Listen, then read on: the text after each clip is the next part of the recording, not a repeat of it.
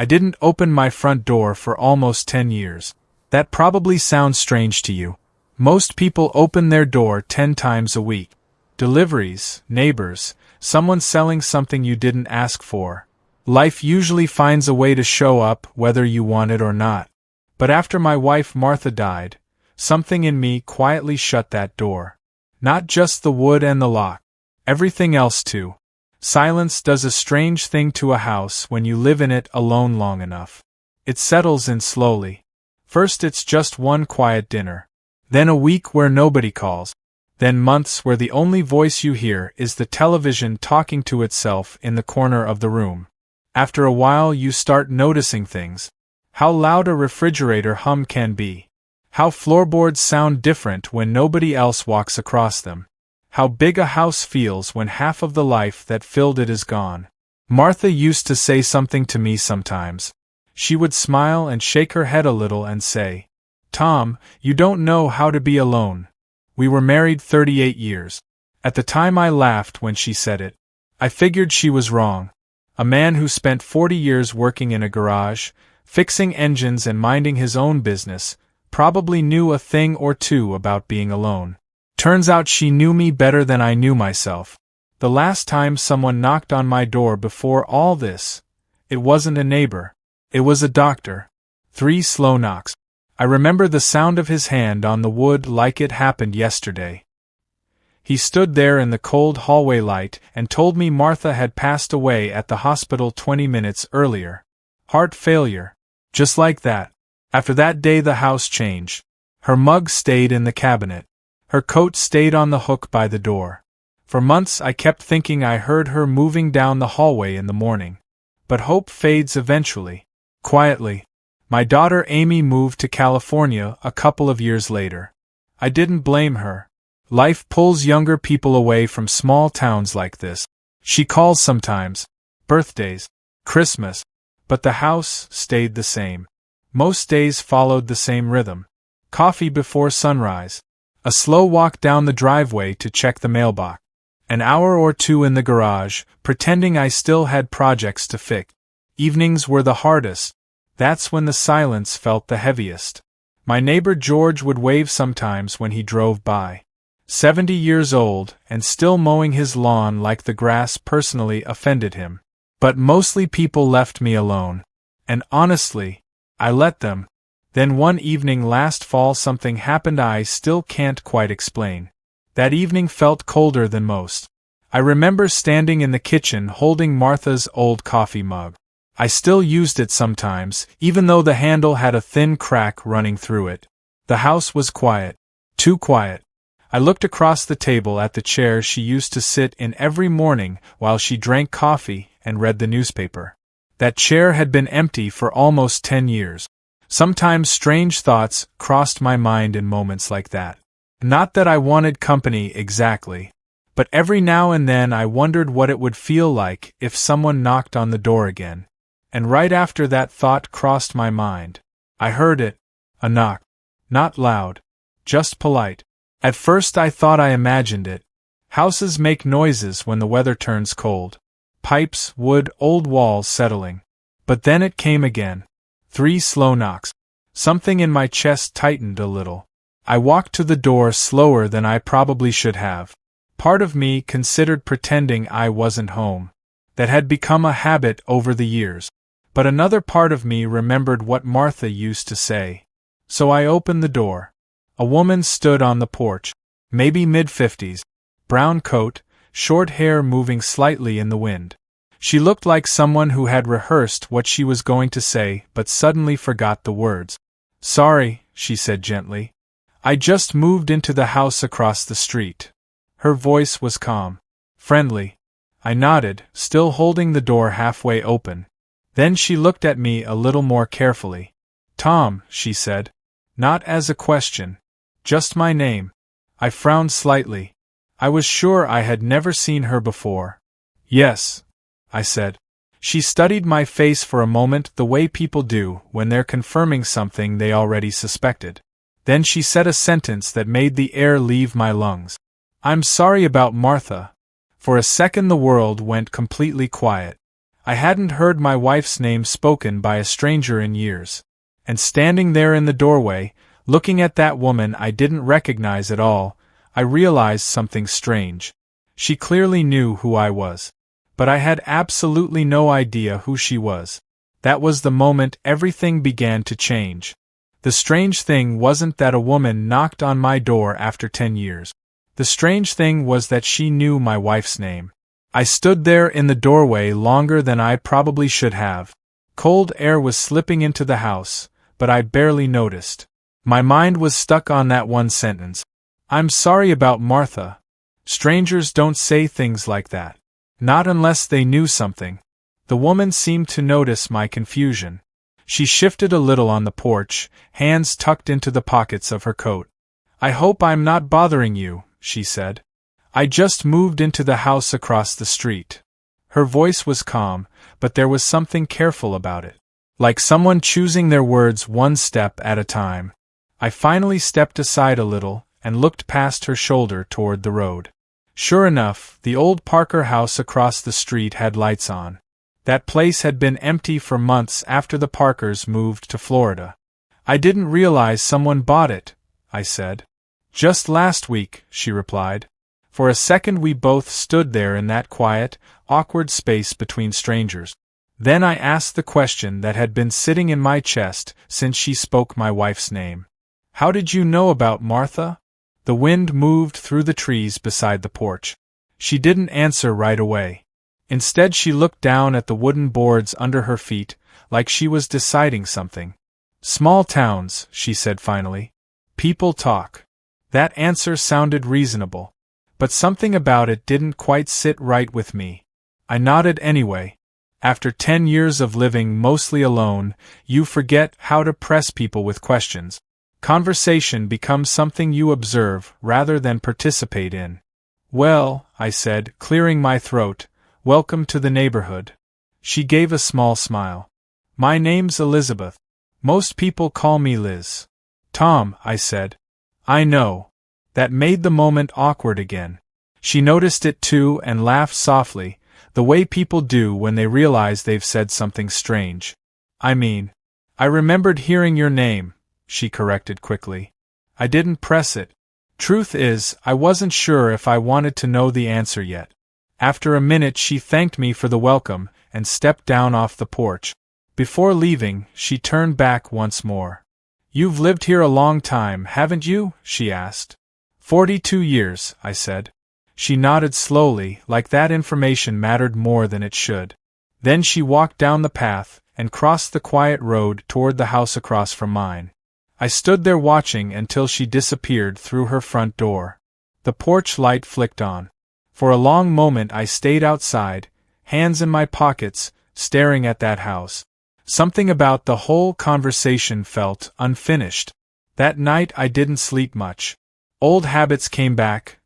The kind where you sit in the living room long after midnight with the lights off, just listening to the quiet. Around 2 in the morning I found myself standing at the window. Her porch light was still on. I remember thinking something simple then. Who moves into a quiet town like this and starts their first conversation with a stranger by mentioning his dead wife? The next morning I saw her again. I was walking down the driveway to check the mailbox when the front door across the street opened. Elizabeth stepped out carrying a cardboard box. She noticed me and waved. "Morning, Tom." It felt strange hearing my name again after so many quiet years. "Morning," I replied. She crossed the street a minute later. "Do you happen to have a ladder?" she asked. "I'm trying to reach a light fixture in the hallway." A normal neighbor question. The kind people ask when they're settling into a new house. And that's when I felt the first real choice in years sitting quietly in front of me. For a long time after Martha died, I had kept my life small on purpose. Small routine. Small conversations. Small distance between me and other people. Helping someone with a ladder sounds simple. But it also means letting someone into your day. Maybe even your house. I looked past her at the empty road, the quiet morning, the same street I had lived on for decades. Part of me wanted to keep things the way they had been. Predictable. Safe. But another part of me remembered the silence of the house the night before, and how strange it felt hearing someone say my name again. "Yeah," I said finally. "I've got one in the garage." Her smile was small, but real. "Thank you." A few minutes later we were standing in her hallway while I unfolded the ladder. The house smelled like fresh paint and cardboard boxes.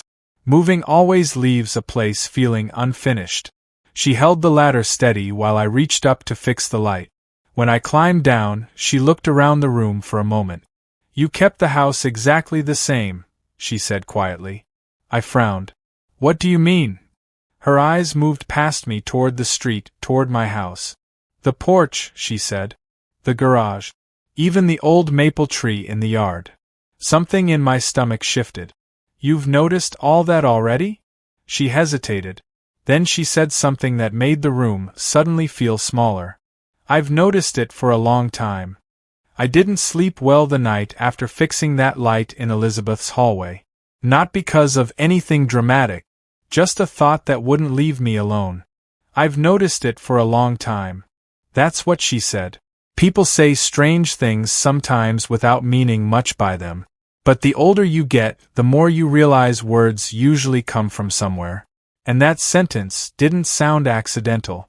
I woke up early the next morning, before sunrise, the way I usually do. Habit from years in the garage. Mechanics don't sleep late. Coffee helped a little, but not much. I kept thinking about that moment in her hallway. The way she looked out the window when she said it. Not embarrassed. Not joking. Just certain. By 8 in the morning I was already outside pretending to organize tools in the garage. Truth is, I was watching the house across the street. The front door opened around 8:30. Elizabeth stepped out carrying a small trash bag.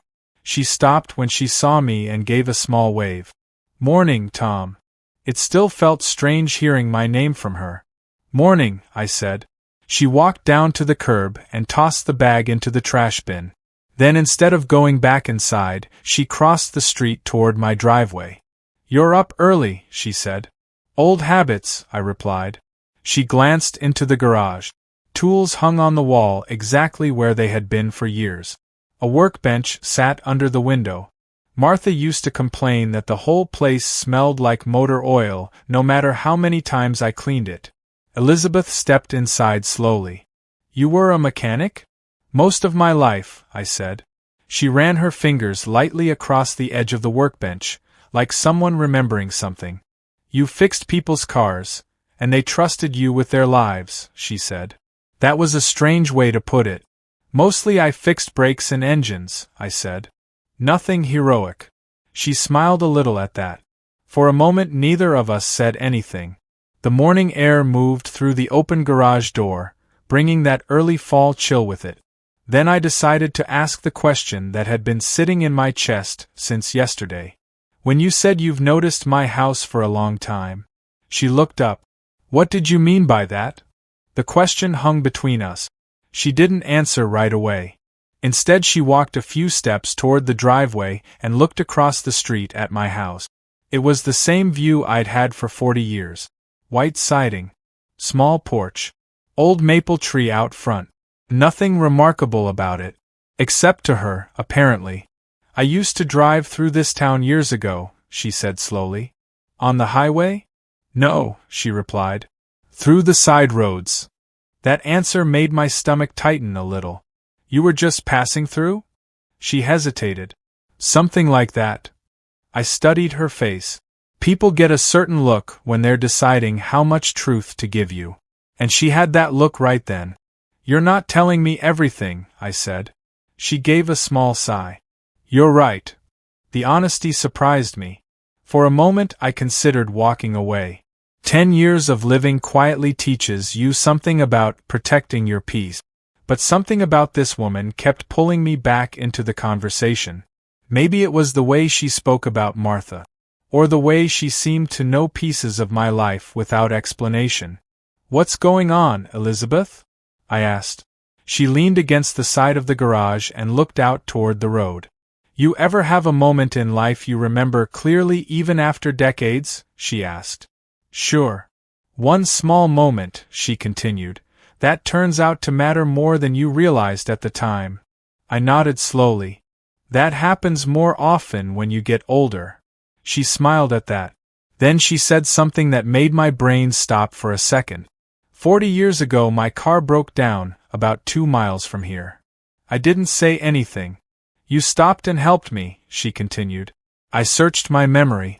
40 years in a garage meant thousands of small roadside fixes. Flat tires. Dead batteries. Loose belts. Faces blur after that long. I'm sorry, I said honestly. I don't remember. That's okay, she replied softly. She looked at me the way someone does when they're remembering a story you've forgotten. You were driving an old blue pickup, she said. You had grease on your hands and you apologized 3 times because the wrench slipped. Now something in my memory shifted. Just a little. You told me I shouldn't drive alone that late at night, she added. A faint image appeared in my mind.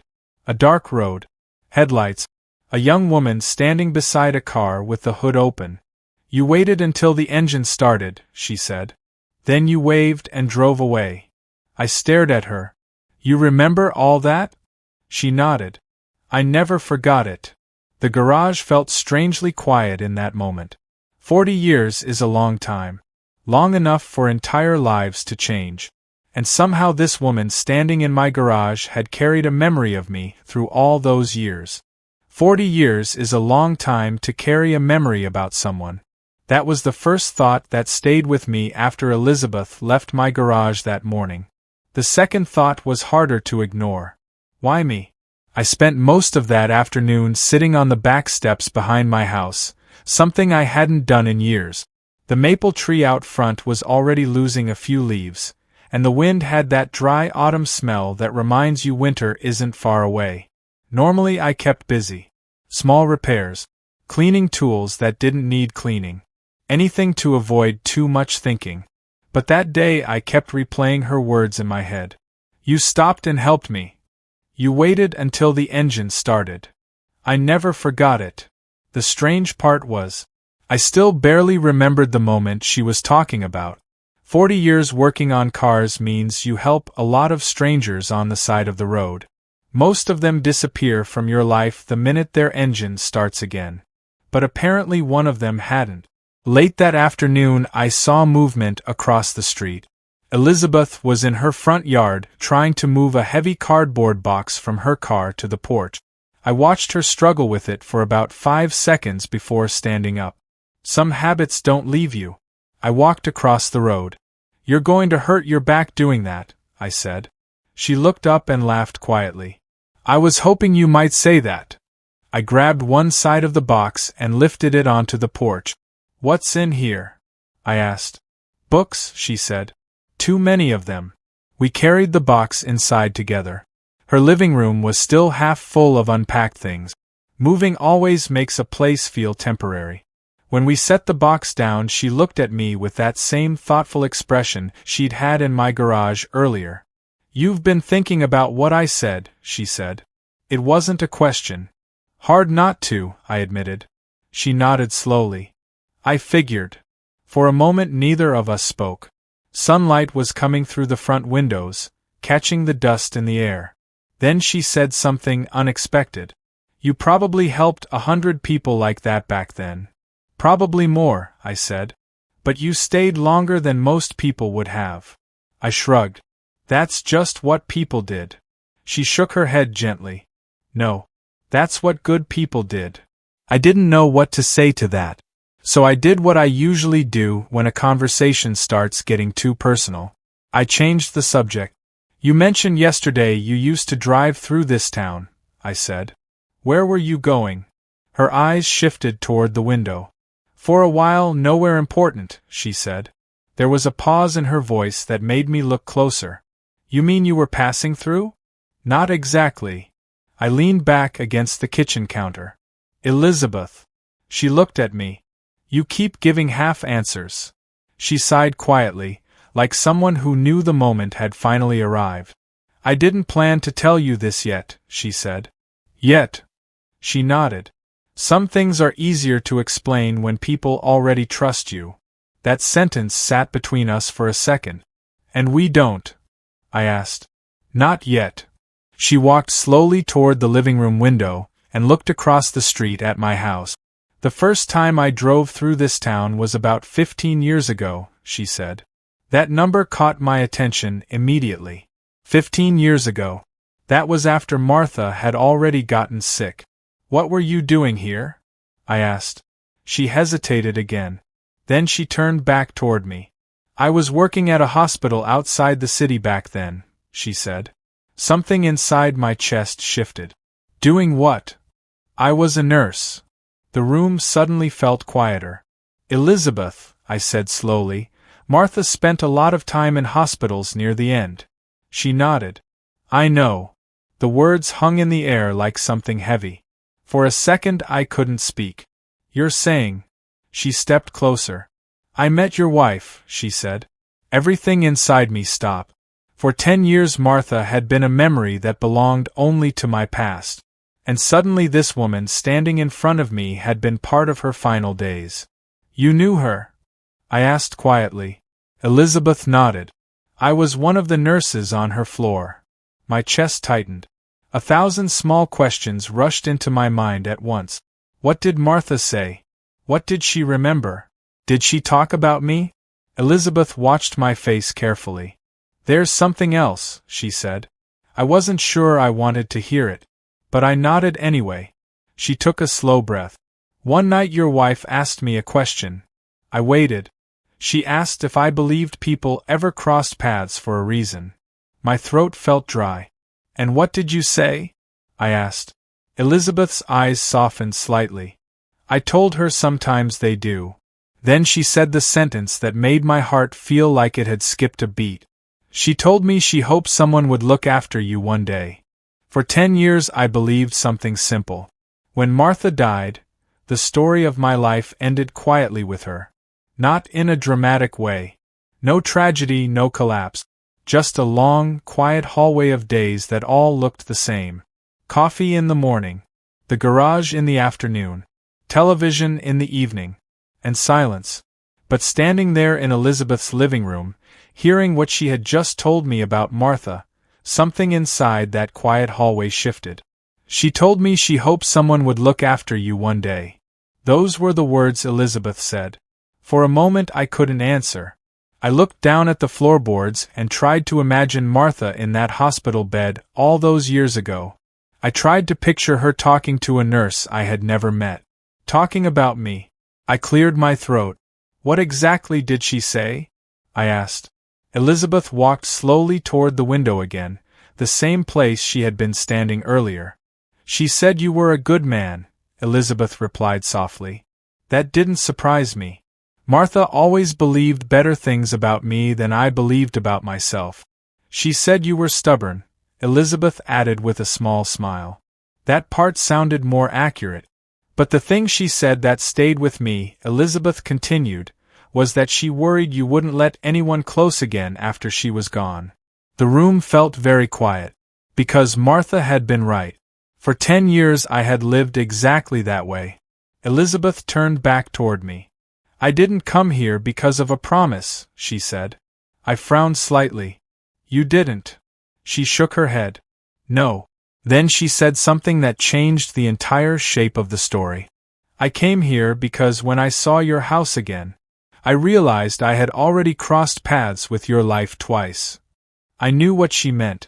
40 years ago on the side of a dark road, and years later in a hospital room beside my wife. Elizabeth sat down slowly on the edge of the couch. After Martha passed, she said, I thought about you sometimes. Not in a strange way. Just wondering if you were okay. I leaned against the kitchen counter.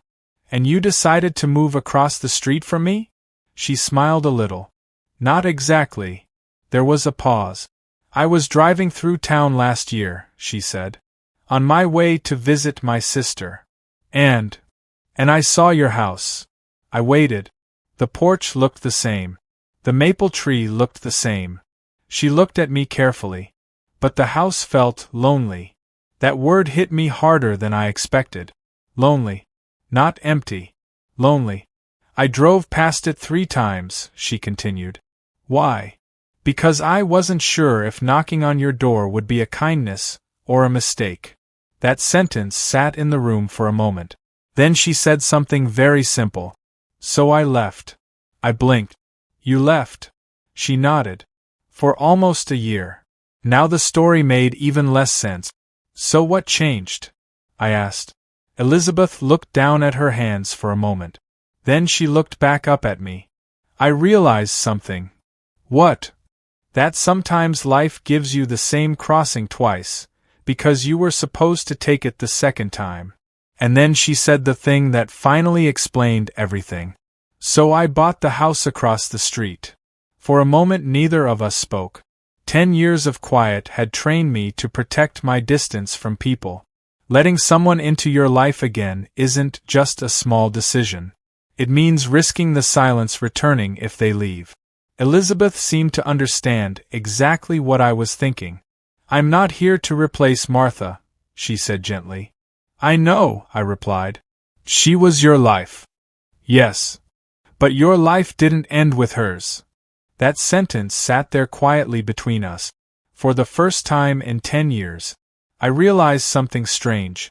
The house across the street had lights on again, and the silence inside my own house suddenly felt a little less permanent. I took a slow breath. You know, I said, for 10 years nobody knocked on my door. Elizabeth nodded. I figured. And when you did, I almost didn't open it. She smiled. I wondered about that. I looked at her for a moment. Then I said the only honest thing left. I'm glad I did. Her eyes softened a little. So did the quiet in the room. Because sometimes life doesn't send you a miracle. Sometimes it just sends you a knock. And if you're lucky enough to open the door, you might find that the story you thought was over was only waiting for the next chapter.